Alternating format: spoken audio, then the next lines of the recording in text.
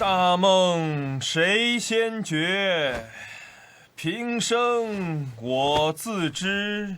Romance of the Three Kingdoms is one of the greatest classics of literature. It has countless anime, TV series, manga, games and countless other adaptations, and I'm excluding everything it has inspired for the sake of time. Even if you have not engaged with the material directly, I bet you have heard about or recognize Lu Bu, Guan Yu, and yes, the inspiration for today's video, Zhuge Liang, also known from his courtesy name Kongming. So what is this master tactician up to? Well, you guessed it, reincarnating to 21st century and taking a Japanese singer under his wing to act as her tactician. It was quite obvious. Boy Kongming is a surprise hit of 2022 made by PA Works, and to my surprise, not an anime original, but a manga adaptation. I guess you can take the music anime with pretty girls in it and slap any gimmick in it, and it will sell. Not that I'm complaining. PA Works anime low-key tend to find themselves in my top 5 lists of any given year. They even have 3 new anime airing in summer 2024, and you bet I'm giving each of these a shot. Boy Kongming is also a nice general introduction to the Three Kingdoms, but I'm getting ahead of myself. Let's chiki chiki ban ban and get on with the show. I am also not throwing away my shot and saying up front that the opening has been stuck in my head for weeks now, and watching the anime twice while making this video, and it's for certain that it's not going to leave my head anytime soon. The opening is also a great place to start because I bet for many of you that was the reason you picked up or even heard about Boy Kongming in the first place. The upbeat melody with very catchy lyrics, the shining lights of nightclubs in the background, and the very deliberate and slow motions really give this opening a different vibe compared to almost any other music anime. I also really like this dance what our cast is doing, along with this moment with our main girl Eiko. It feels very hypnotic and almost unlike anything else I have ever seen in an anime opening. Actually, the visuals remind me a lot of Ranking of Kings' second opening, Naked Hero. But I also want to point out, nobody runs in the opening. That has to be against the law.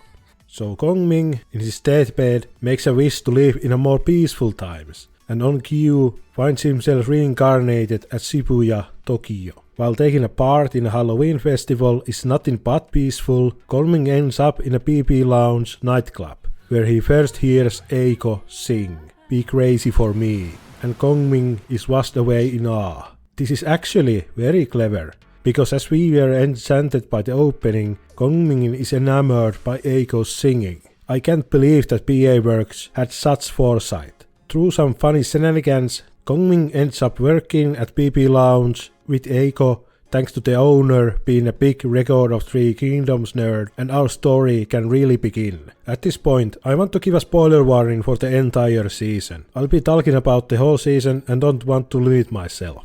I give a big recommendation for the first season of Boy Kongming, and if you want to know what I'll talk about next, then jump here. For everyone else, let's keep going. I could structure this video to go in chronological order, but I think it's more fun if I give 3 big overarching topics, go over them accordingly and wrap this up in a nice conclusion. Because the show also deals a lot with number 3s, I guess it being based on Three Kingdoms and Buddhism being very notable part of the series. Come to think of it, there is a lot of 3s in Christianity as well. The main man Jesus was resurrected after 3 days. Number 3 also represents divine wholeness, completeness and perfection. And lest we not forget the biggest 3, the Father, the Son and the audacity of this bitch.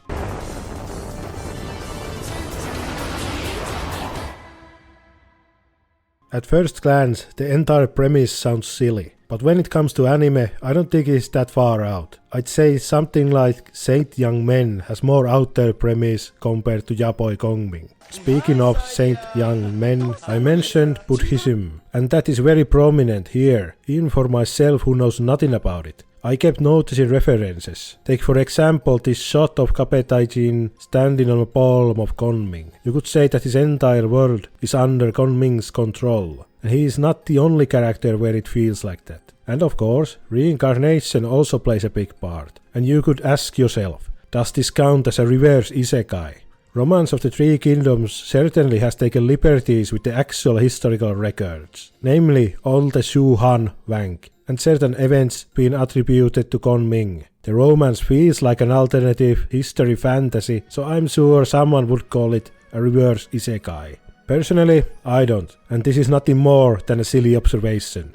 I've actually only watched the Three Kingdoms TV series, and it taught me many interesting lessons that I took to heart, such as what is a hero, or warrior's greatest weapon is his shout, or brothers are limbs, wives and children are like clothing. Liu Bei said that, so I'm sorry if you can't look at him the same way. Also, you could point out holes in the whole premise by asking, wait, how does Kongming understand and speak Japanese and English? Remarkably, the show actually answers that, and I would echo the same sentiment as the show. Don't think about it too hard, and just have fun experiencing the show.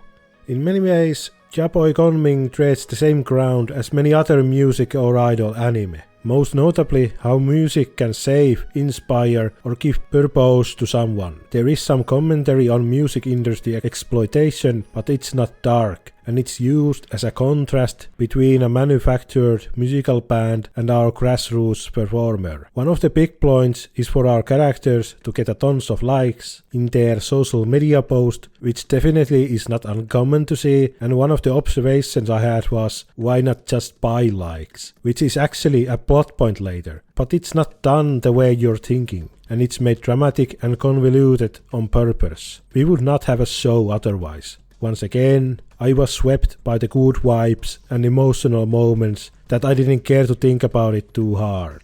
What this anime does wonderfully is showing that outward looks can be deceiving.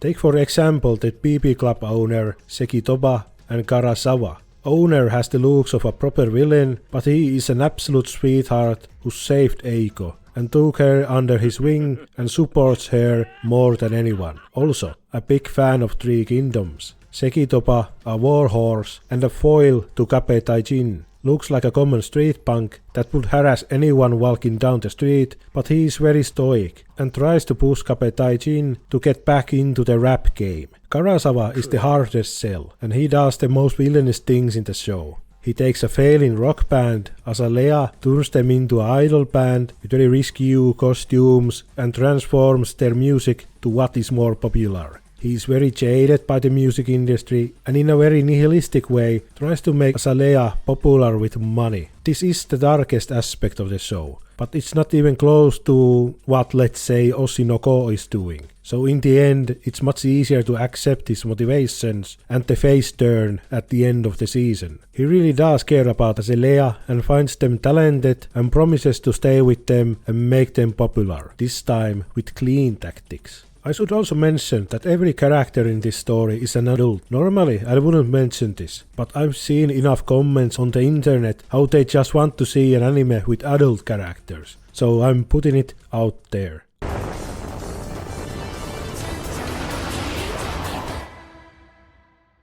I actually haven't talked about the main star of the show, Eiko. A talented singer who is down on her luck, with trying to find a talent agency before Kongming steps into the fray. Very positive and a funny character, so it's no surprise that Kongming gets swept by her charms. Together, they try to turn Eiko into a superstar. It's inspiring how positive she is, and even more so once we learn about her past. Eiko's father left her and she tried to commit suicide. Now that I said it aloud, I think this is the darkest part of the story. Oh well, but thankfully, she was saved by the owner, who is an absolute MVP. She hears Maria Diesel's performance, I'm Still Alive, and finds her fire to keep going and pursue her musical career. It's a constant theme that Eiko tries to reach every single major character through her singing. The other notables are Kape Taijin and Nanamin. The first episode sets up our relationships and challenges going forward, and the next two are almost Monster of the Week style story beats, but instead our characters fight an impossible odds. Episodes 2 and 3 has Eiko trapped against an artist way more popular than her, but thanks to clever planning and stratagems by Kongming and help from the owner, they managed to pull through and get a little bit closer to her dreams. After that, episode 4 sets up our main story, and the rest of the season is spent on tackling that. Eiko gets an opportunity to perform at Summer Sonia by Trip Grandpa, and she has an opportunity of a lifetime. But before she gets the spot, she has to get 100k likes on one of her social media posts. Herculean task that even Kongming has some doubts about. Second and third episode were up against Mia and Jet Jacket, who both served their narrative purpose, and you probably guessed it that the last antagonist is the idol band Azalea. I hesitate to call anyone a villain in this show. They are antagonists that give contrast to Eiko and her journey. I guess you could call them devious, like Mia and her manager, and obviously Karasawa. But I have a hard time to feel any hatred towards any of them. What I love are the little touches the show has. The bartender at BB Lounge drops a couple of funny lines. Eiko's #1 fan comes up clutch few times and is acting like a spy for Kongming. I also want to highlight these two Eiko fans that we see multiple times. They're not as prominent as Bocchi's #1 and 2 fans, but they're getting there. They were fun to spot every time Eiko had a live performance, and they really did look pumped out here during episode 3. So the plan is to get 100k likes. And how do we do this? Well, obviously, we add rapper to the mix.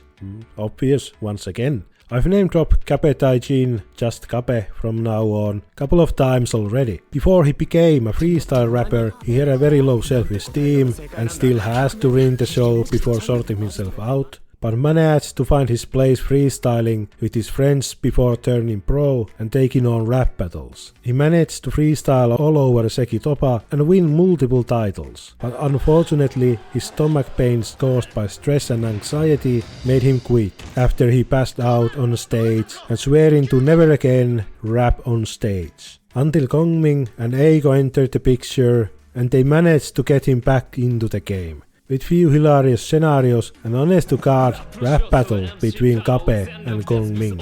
We now have our superstar Eiko, certified hype man Kape, and our tactician Kongming, along with the crew of the BB Lounge. So how do we get those sweet 100k likes? Well, for Eiko and Kape, it's actually really simple on paper. Eiko has to work on her new song, and Kape has to defeat Sekitopa in a rematch. Simple, really. Both Eiko and Kape have a bit of imposter syndrome going on, and neither think themselves anything special, just couple of ordinary folk. Kongming keeps deceiving their opposition, but Eiko and Kape keep deceiving themselves. It's only after Kape goes back to his roots and find out why he raps in the first place, can he finally take it to the next level and take down Sekitopa in a Clash of the Titans. For Eiko, this is a bit more complicated. While she has her new song ready to go and more than enough enthusiasm to spare, she gets shot down by her producer Kitsan, a budding geezer who made a bet with Kongming.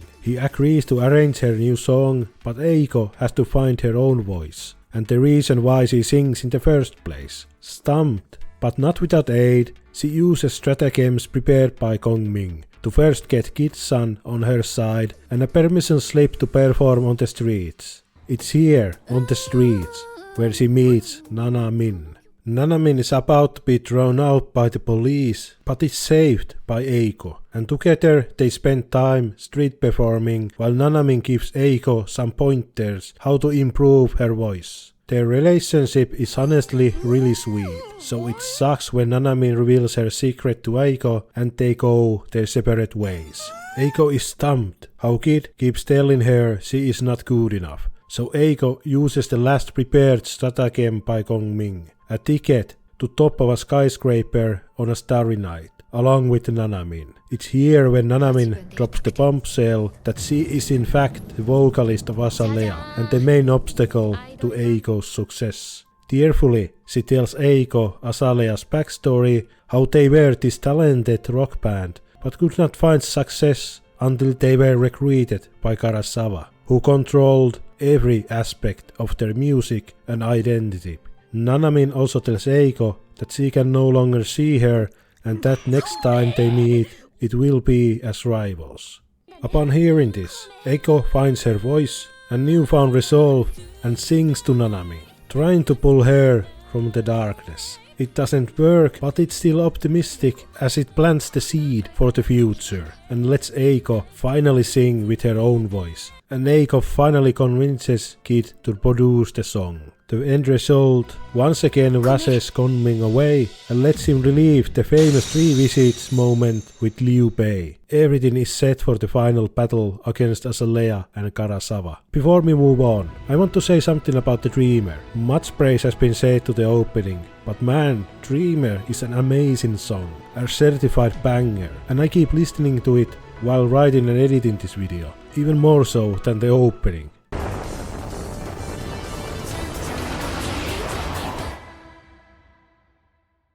Kongming, a cheeky cheeky bam bam, has throughout the show prepared multiple stratagems straight from the 3 kingdoms. There are main 3 strategies deployed.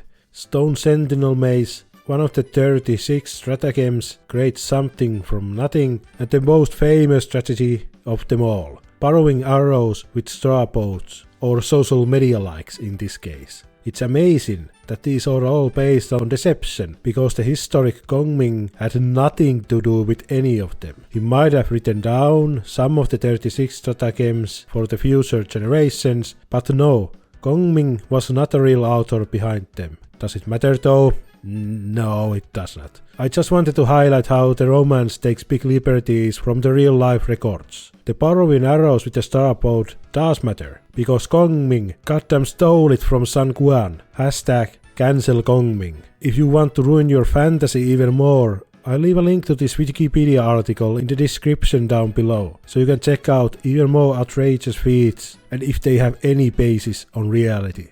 It's not all deception though. One of the main points that Kongming brings up is that the talent that Eiko has is the reason why his sneaky tactics work in the first place. Great message you can take away from the show is that faking till you make it can take you only so far, and you do need real talent behind it all. And even more importantly, talent is not only born, but you can achieve it through hard work, and talent also needs to be nurtured, so it can reach even greater heights. This is what makes Kongming and Eiko such a perfect pair. They have the talent, the tactics, and the support needed to succeed. All of our antagonists have that as well, but they lack hard work or correct treatment. Mia and her manager both set up a plan to have Eiko come crashing down, but Mia is short-sighted and only goes to the gym to train and pose for social media, while her manager, in his mind, begs for her to take some time to do vocal practice. Kongming not only encourages Eiko to keep improving her voice, and her singing is always the most important part to their success. In contrast, Jet Jacket's vocalist has a very sole vocal cords and can't perform their most popular song on consecutive days. Kongming not only helps them by brewing some medicine. You might ask, why help Jet Jacket? Because Kongming has no enemies. Finally we have Azalea. While they definitely have the talent, they did not get popular because of that, but because of money and selling out. In contrast, Eiko's popularity is all thanks to her sticking her guns and not changing her vision to be more popular. The final showdown happens during the last 2 episodes of the season, and Kongming employs his stolen signature tactic, borrowing arrows with straw boats, and plans to use Azalea's popularity against them. It all takes place in 109 Shibuya during a foggy day, a perfect weather for deception. We go back and forth, but all hope looked lost for our Eiko. But Kongming devises a new plan. Kabe spits hot fire and manages to turn the entire crowd against Eiko. And once again, all hope looked lost, but Nanamin comes in clutch and tells the crowd to listen to Eiko's song. I already said that Dreamer was a banger, and once you see this episode, it's easy to see why. I really don't keep coming back to songs I hear during anime, but Dreamer is one of the exceptions. It occupies space in my head just as much as Maiko's Haruhikage and Uta Kotoba. During the performance, the crowd is enamored by Eiko. Nanamin and Azalea are crying, and Eiko's singing clears their vision from the fog, not a literal fog, leaving behind a sunny sky. And finally, Eiko hits 100k likes, ensuring her spot as Summer Sonia. Azalea is reborn, and they perform like they used to. Karasawa berates them, but Kongming pulls one more ace from his sleeve and returns the 100k likes he stole from them, giving Reborn Azalea a new surge of popularity. Once again, why did he do this? Because he has no enemies. There is a little epilogue in the BB Lounge, and I won't spoil the details, but we get to see Karasawa's side of the story, a nice bow to our first season, and all that once began ends well.